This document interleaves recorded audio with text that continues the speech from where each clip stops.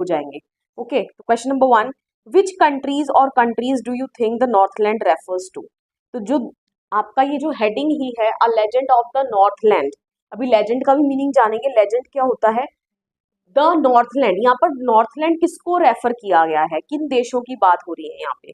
The Northland refers to the countries that lie in the earth's northern polar region. ठीक है, तो जो अर्थ के, आपको पता है अर्थ के दो poles, north pole and the south pole. Okay, तो जो नॉर्थ पोल पे लाए करते हैं ना रीजन्स पर, अर्थ के नदरन रीजन पर जो कंट्रीज लाए करती हैं पोल्स पर, तो उनको बोला गया है Northland. Okay, these countries are extremely cold as they fall in the frigid zone and remain covered with ice throughout the year. Okay, तो हमें पता है जो पोल्स हैं, अगर अर्थ के 3 जोन्स के बारे में बात करें तो torrid, temperate and frigid zones. ठीक है, फ्रिजिड जोन कौन से जोन होते हैं? जो बिल्कुल एक्सट्रीम, एक्सट्रीम कहाँ लाए करते हैं? पोल्स पर लाए करते हैं। और वो फ्रिजिड जोन्स कहा जाता है उनको, वाई? बिकॉज क्योंकि वहां पर they are throughout the year they are covered with ice. Okay, वहां पर बहुत ज्यादा ठंड रहती है। तो यहाँ पर क्योंकि नदरन पोल की ही बात हो रही है, ओके, तो यहाँ पर क्या रहता है? ऑलवेज कवर्ड विद आइस, और यहाँ पर एक्सट्रीम कोल्ड होता है। Okay, countries like Russia, Canada,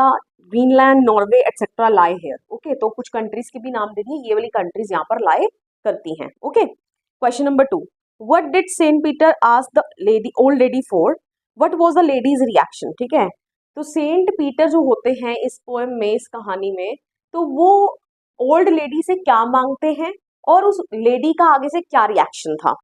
after wandering and preaching for whole day long, Saint Peter reach the cottage of an old lady who was baking cakes. ठीक है, तो wandering मतलब वही पूरा दिन भ्रमण करने के बाद, और प्रीचिंग मतलब spreading the knowledge of God. ठीक है, spreading the teachings of God.